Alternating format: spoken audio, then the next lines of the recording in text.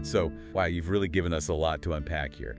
Articles, YouTube transcripts, even some campaign materials. Yeah, somebody's been busy. It looks like you're really fascinated by transhumanism and AI, and that's what we're here to dive into today. What I find really interesting is the variety of viewpoints represented here. You've got people excited about pushing human limits, others are worried about the ethics, and then there's the whole political angle with the U.S. Transhumanist Party. And yeah, you've sent over a ton info from them. Yeah. Their core values, goals like life extension and ethically developing AI.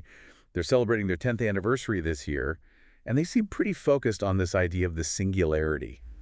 Maybe we should break that down for our listener. For sure. So the technological and economic singularity is this idea that at some point, technology will advance so quickly that it'll completely transform human society as we know it.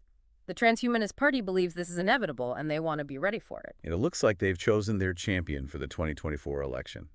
Tom Ross, their presidential candidate. And get this, his campaign is actually being run by AI. That's right. He's all about humor, unconventional ideas, even talking about cheat codes to shake up the system. So instead of aiming for the White House, he's aiming for our minds, trying to get us to think differently about the future. But where does that fit into the whole debate about AI?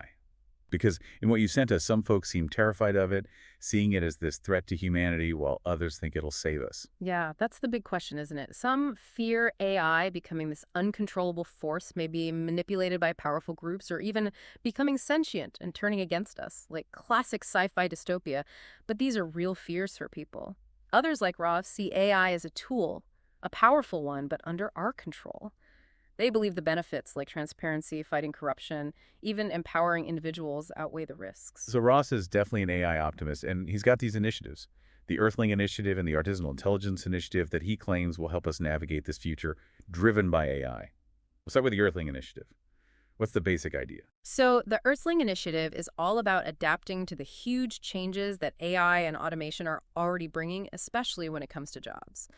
Ross acknowledges jobs will be lost, but instead of panicking, he proposes a whole new way of thinking about work and income. So instead of being scared of robots stealing our jobs, he wants us to find new ways to be valuable. Exactly.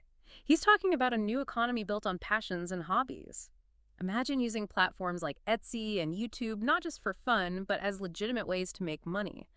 It's about finding something you love and sharing it with the world, making a living, doing what fulfills you. But what about this Artisanal Intelligence Initiative? Is this where we all start making custom-made robots and handcrafted algorithms? Not exactly. The Artisanal Intelligence Initiative is all about protecting human creativity in a world where AI can generate art, music, literature. You name it. Ross is worried about the potential for AI to make our culture too similar, too bland and predictable. Wait, AI homogenizing art. How would that even work? Just think about it. If AI can pump out decent art, music, even novels, what happens to human artists?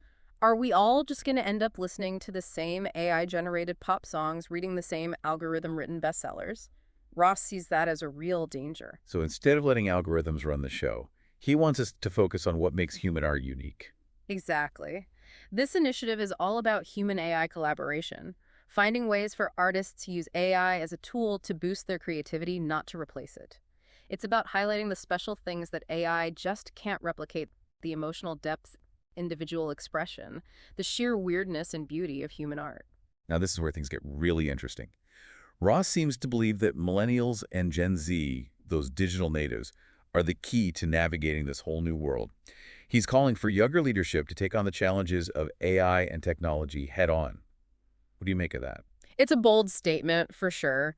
He argues that younger generations, having grown up surrounded by technology, understand its complexity in ways that older people simply don't. They're less afraid of change, more comfortable with the blurring lines between the physical and digital worlds.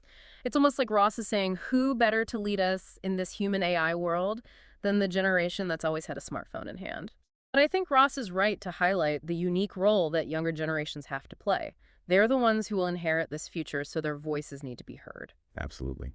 You mentioned earlier that he even uses elements of performance art in his messaging. Can you give us an example? Sure. Some of his campaign posters have a close-up of his face with this intense, almost unsettling stare. It's meant to be provocative, to get a reaction, to make people talk. It's definitely memorable. He's walking a fine line, but he seems aware of the risk.